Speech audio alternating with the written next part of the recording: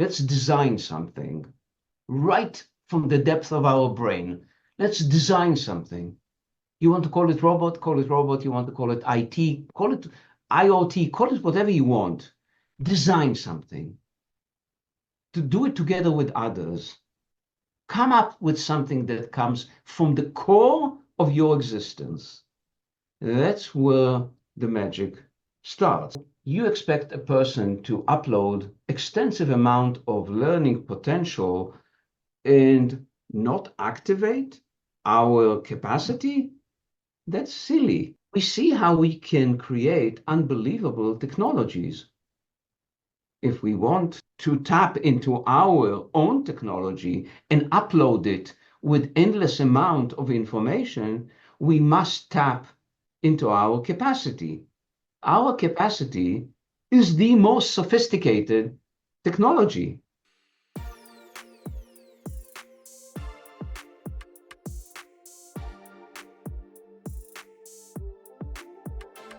We talk about robotics, people are thinking about so much left brain, logical part robotics, but it seems that it's like an all-encompassing human capacity that we're talking about here. Have you ever documented anything like that can be used to show to the world the breadth of the capacity that we have? So again, I think you're pointing a finger to a wonderful question in an underline. So there's robotics and there's robotics.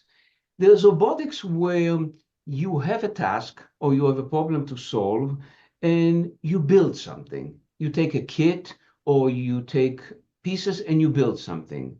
Here, when we say robotics, we put in front of young minds and mentors, and we'll bring the mentors back into the conversation in the case of learning to learn. You say to them, our life has endless number of problems. Let's design something right from the depth of our brain. Let's design something. You want to call it robot, call it robot. You want to call it IT, call it IoT, call it whatever you want. Design something. To do it together with others. Come up with something that comes from the core of your existence. That's where the magic starts. Because to say, come up with something, is like saying, think of Mozart, think of Bach, come up with that which created Bach, because you're really tapping into a potential which will recreate Bach. Because how did Bach come to the world and how did Mozart come and all the others? Because then there's no kit, there's no pieces. These persons are going deep inside into a mindfulness, into a meditative state in them, and will come up, which may bring back anything from a robot that can be like a symphony, like a concerto, like anything. You don't know what they will create. There's no clear guidelines. Each group will come up with the Goldberg variations. God only knows what they will create. They will claim that what they created, designed, built, put in front of judges, they will claim that this solves the viruses of the world.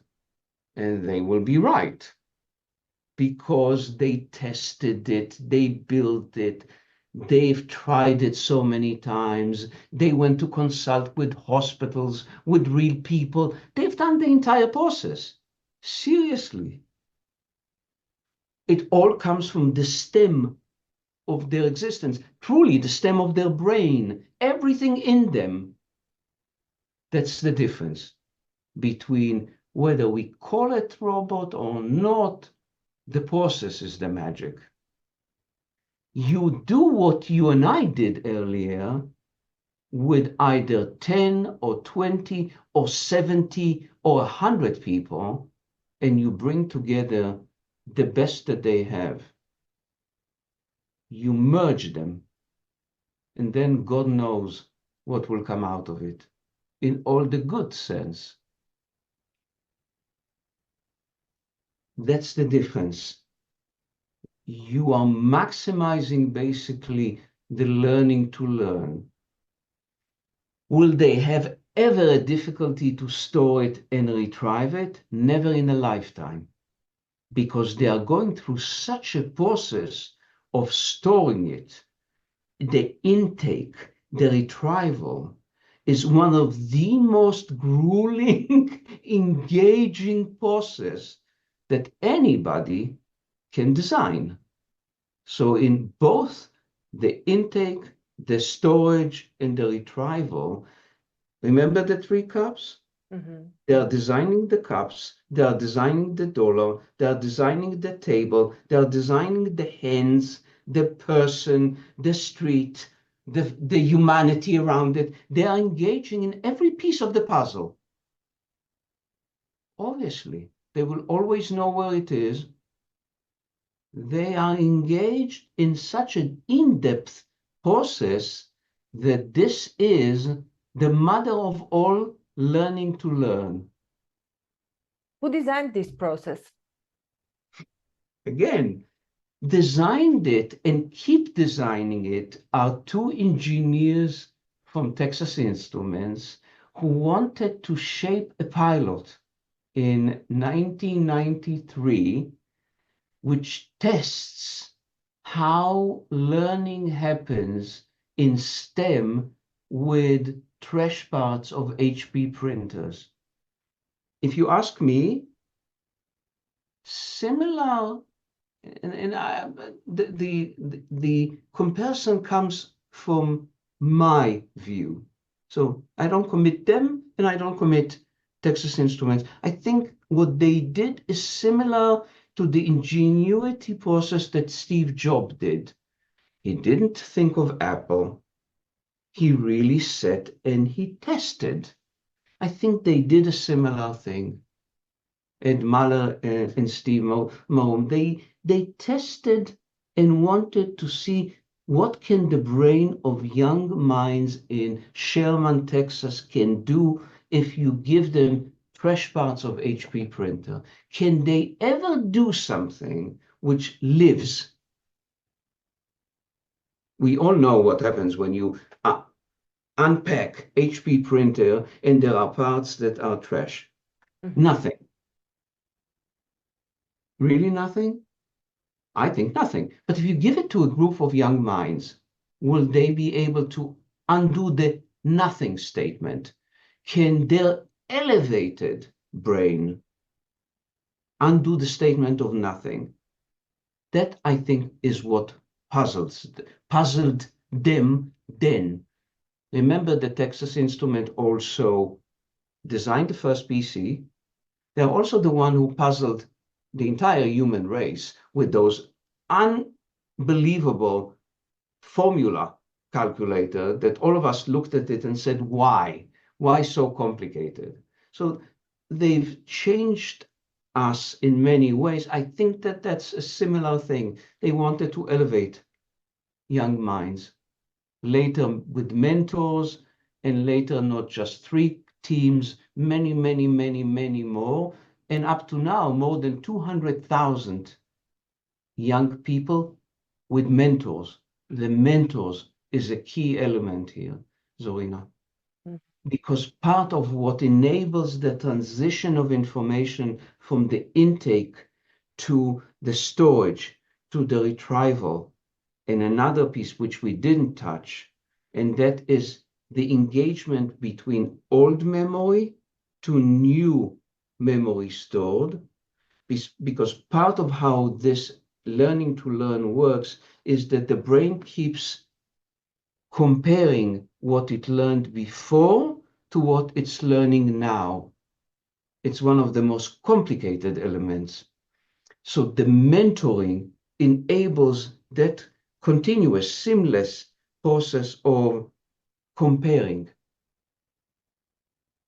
I did the soldering of the electronic parts yesterday this way. Why do I need to now do it differently? Why is it different than what my brain is retrieving from last year, from last week? Why is it now this way and not this way? Or why is it this way now and not that way? The mentoring enables that conversation, which typically happens inside the brain. So the person is having conversation internally and brings another voice in to help that conversation. Speak loud. I don't remember, I don't recall in our previous conversation that we talked about mentors. Do you mean like physical mentors, or like is it the Absolutely. process of mentoring? Yes. A Physical mentors. physical mentor, although again, you're pointing to something which the mentoring do not have to be physical. I'll give you two examples. In BEST, the mentoring is done in both a physical mentor, a teacher comes with the group, and the teacher actively serves as a mentor to the team when they say, we see a wall, no way forward. And so the teacher mentor does not necessarily say, here is the way to solve the wall. The teacher will grow the brain of the group by creating a way to go back and see a way to go around, underneath, above, or thinking strategies that may show how the wall can be dissolved, not finding the solution. Somebody may listen and say, this is life skills, isn't it? Yes, but life skills is not something you can prescribe. Life skills is an approach. It's something that you need to grow in order to develop. These are skills for the future that they need to see how you approach them. How do you own them gradually? How do they develop in you as an individual and as a team? So the mentor gradually shows them how does she or he approach a wall. A wall happens to everyone, older, younger. So he or she will show them how he approaches the wall. What you're describing is similar to personal development. So this is a process to personally develop the children, to grow their way of thinking and character. Correct. Why does the battery, which functioned so well in all the tests that the team did, why does suddenly it does not function at the crucial moment? So yes, you can call it Murphy law, but why does it stop functioning at the most crucial moment? Is it jinxed? So you can keep asking, the team can keep asking itself that question. It solves nothing. But another option, if it always happens that the battery of the robot will stop functioning at the most crucial moment, is to always have a spare battery. That's a way to view the wall. Walls are not only thinking patterns. Walls can be, I want to avoid saying the F word, but there are certain things that always happen. So you need to prepare yourself for these moments. That's the value of a mentor, working with them to show them how the things could happen. The other ways of how learning works is what we do, which is constant assessments. Everything that they do, assessment is being provided to them, not from the top, assessments side by side to them. So they learn that assessment is a great tool for them. They get the assessment forms ahead of time so they can prepare. It's nothing wrong, it's only good. If they want, they can prepare with these assessment score sheets, but they also learn that it's an awesome tool. Going back to the military, which we started with, an assessment tool in the military was that whatever these commanders learned, they needed to teach. So they got micro teaching on whatever they learned, which is to start with a very high cognitive level, they needed to teach. So you immediately saw how deep is that which they learned and comprehended. The micro-teaching immediately gave them, by a fellow commander, feedback on the level of their comprehension and on the level of their teaching. So that's another way of giving them mentorship or feedback or assessment. So these pieces that engage with the learning process are all elevating the learning, elevating the storage, elevating the intake, elevating the retrieval. Remember at the beginning we said it's an active process. Whatever is being taught or learned needs to constantly move from different domains in the brain. It needs to be constantly moved to change processes so that if you ever need it, and you will always need it, it's so flexible, so dynamic that you will always have easy time to pull it. You will always smell it, hear it. It's almost in your body that whenever you need it, you don't have to say, I don't remember who it is that said to me, or where did I engage with it. It's moving all the time in you. That's the higher level. I'm looking to see if there's anything that is again in the level of the higher level. We mentioned constructivism, the place where the learners are designing, strategizing, they own the learning. So we mentioned that. Another piece in that level of higher learning to learn is the issue of increasing ambiguity, where the learning is such that most of what is being taught is ambiguous. There's no clear solutions. So the learners have to bring in their interpretation. They will look at what's being taught and they will say, is there really clear answer to what we are learning here? And the answer is no. You need to fill in these gaps. When they need to fill in the gaps and solve the enigmas, again, it's in such a dynamic form that the storage and the retrieval will be much stronger because they are teaching it. They are enacting it. The last piece, which I will mention before we go into the potential, and best if we have a bit more time, is the issue of the metacognition, which you already brought it earlier, where the learners are so self-aware of how they learn that they are, in fact, enjoying the learning process. They are, in my case, I laugh often because I know what's going on. I don't think that somebody's teaching me.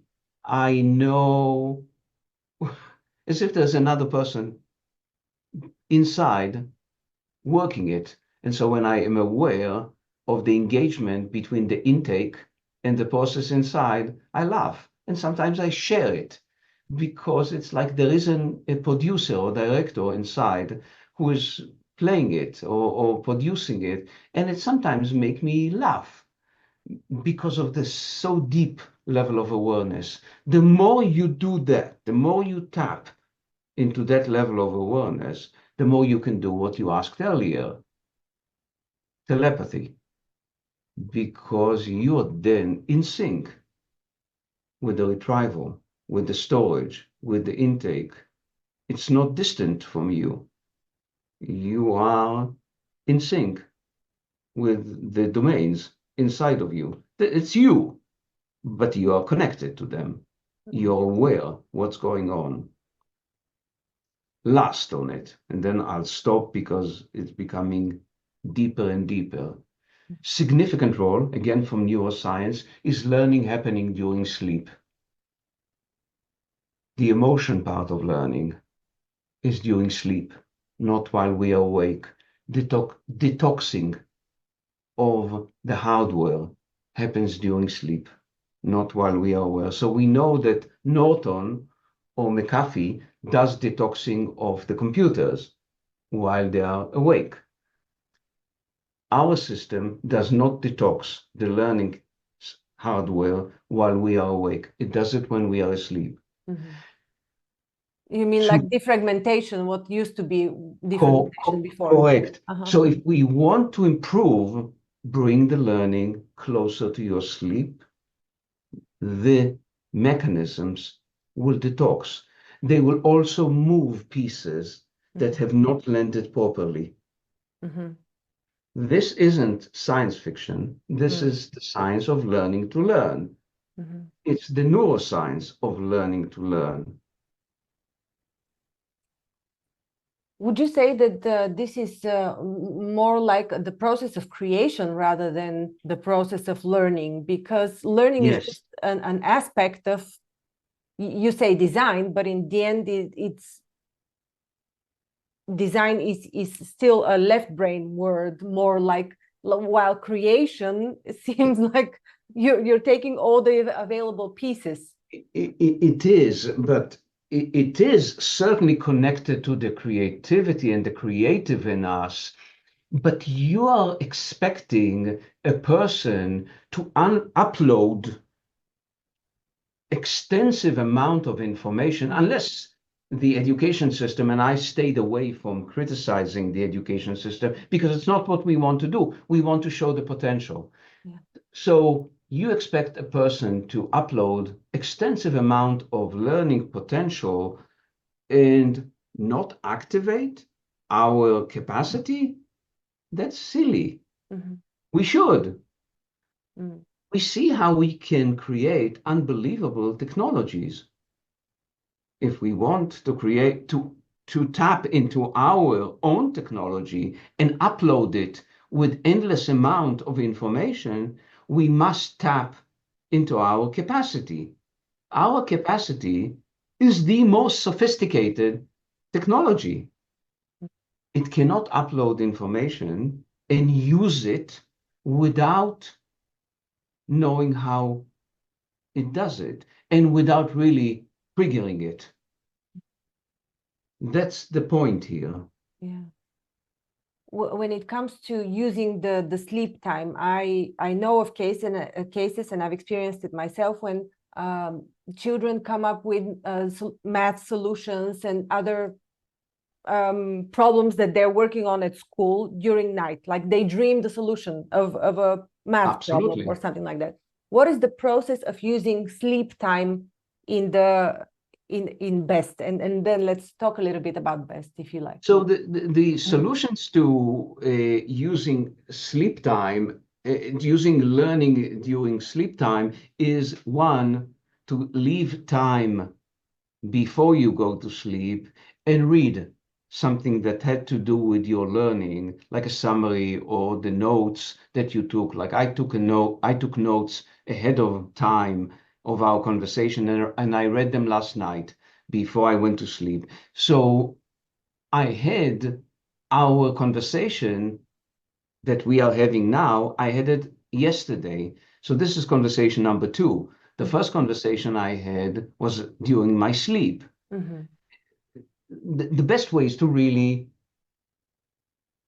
bring into life. It's like really deep meditation. People who had deep meditation and know how alive it is. Mm-hmm. You You're really see pre-programming things. this conversation in a way. Correct. Programming it, Yeah. bring it to life. Mm-hmm. Were things that you were not able to achieve, like the math solutions, bring it close to your sleep time, and then allow the brain to do it for you. Where the brain will bring all these 3 sections, it will awake the 3 domains. Your alpha waves are then at its peak, and then let the brain do it. You will wake up and you will have a smile on your face and you will say, thank you. You might say thank you, mother, or you might say thank you to whoever in your family. But the truth is that you should do this and say thank you to yourself because you've enjoyed something that is in you. Um, Yeah. I don't want to insult Netflix or Amazon Prime. I'm a fan, but enjoy the Amazon Prime and the Netflix inside of you. It's It much produces. richer. It's a much more richer experience. Yes, and in fact, Amazon and Netflix and the others were created out of you. Mhm. So enjoy it. Enjoy it. Really, it's amazing. I wake up and I tell Hannah, my wife, about the shows that ran through my head. First of all, because I want to bring them to life. So I immediately tell them, and there are like unbelievable Mhm. continuation of the things that happened before. Solutions, life, people participate in them. It's just Yeah. Sleep, what we can do in sleep is a completely different large topic. I just one comment on that is that when people are overburdened with too much logical thinking during the day, they're not able to go into deep sleep and to find solutions. So um, I don't know, if you're working on Excel sheets, I used to do that all day long, and your logical mind is thinking way too much, you're not able to transition easily into deep sleep.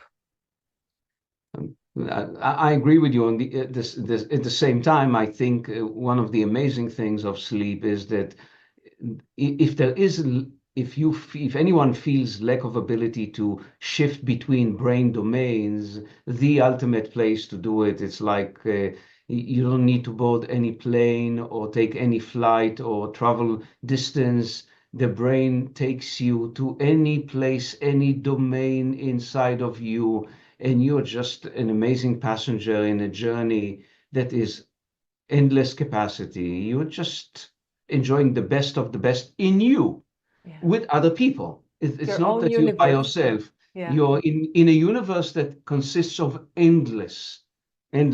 And I certainly recommend it. If people love mindfulness and meditation, wait till they enjoy the journey of a sleep. It's Mhm.